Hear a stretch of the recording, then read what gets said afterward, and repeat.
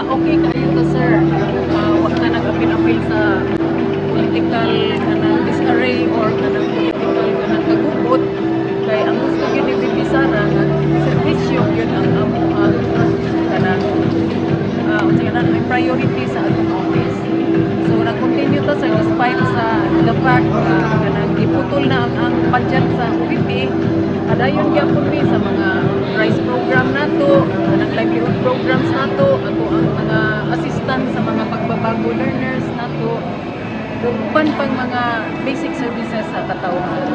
Gizero gide ang office sa Vice President mo? No, nakadawat ta upuan ma'am katong last year, for this year 700 kapin Million. million. Okay. So mo lang na inyo ang bahin-bahin po, Yes divide ma'am, but na. nag-continue gyapon ta sa medical assistance nato ug atong burial kay naaman tay mga party list nga dako kay natabang sa Oo. So maghatag gyapon tag mga assistance kanang nahimo na sa office, burial, etc. kay mo connect pud mi sa uban nga mga senators, nga party list representatives nga nagatag dakong tabang. Ma'am, padayon na nga itong quality nga service Padayon na gyud ang YPD. tanan. Padayon ang tanan. Ma'am, kani atong pop-up exhibit karon aside sa SM, asan pa ni siya mo tour, ma'am? Ang sunod na to ma'am is Tuburan after this and then naatay 8 days dito. Ano sa kanyang tuburan, ma'am? July 27 until August 3. Okay.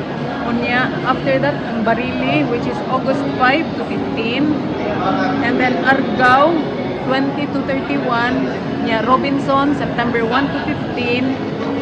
And then Danao City Mall, which is September 21 to October 3. Unya, possibly, nananghita sa central office, murag moabot ta og Bohol. Okay. Ato So, pong what's the main purpose of this pop-up exhibit? gusto man gud ni VP Sara ma'am nga ang impression man gud sa tao nga murag ang Vice President mura lang spare tire.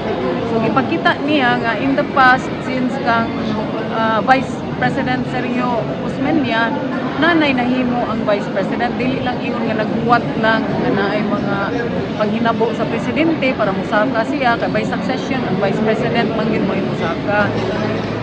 Ipakita niya nga sa tanan di ay ever since especially gid particularly kang Vice President Binay dito na gyud nagsugod nga hinahinay na ang serbisyo sa katawhan down padung na sa ukay ang sa una man gud dito ra gyud sa uning gitawag nato nga kaning sa Manila bitaw ma'am ato yung gitawag nga center gining Manila sa tanan atensyon ya murag kita murag na lang ta sa background. Pero karon VP Sara has made it a point nga ang services sa katawhan mo abot na gyud for those nga dili na makaadtog Manila kanang makabot gyud sa katawhan ang services niya. Posible ba mag Public, no? surprise visit po si VP Sara? No? Ang one Actually of sir, these tours.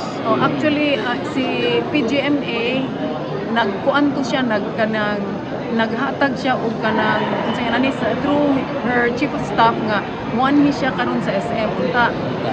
And then wa ko kibaw kung say kakulian mo nahitabo but while nag-go-on nagpadayon ang program nakadawat og message ang chief of staff nag-inquire about Balamban. Pero wala man tay Balamban kay gi-cancel man among Balamban tungod sa SM. So basig masabutan na namo in other venues. With GMA and of VP. course with VP Sara. Uyog gid na sila. Ako lang pud ning i-take ang chance no to invite each and everyone labi ng ato mga estudyante to please visit kausapan ni ma'am.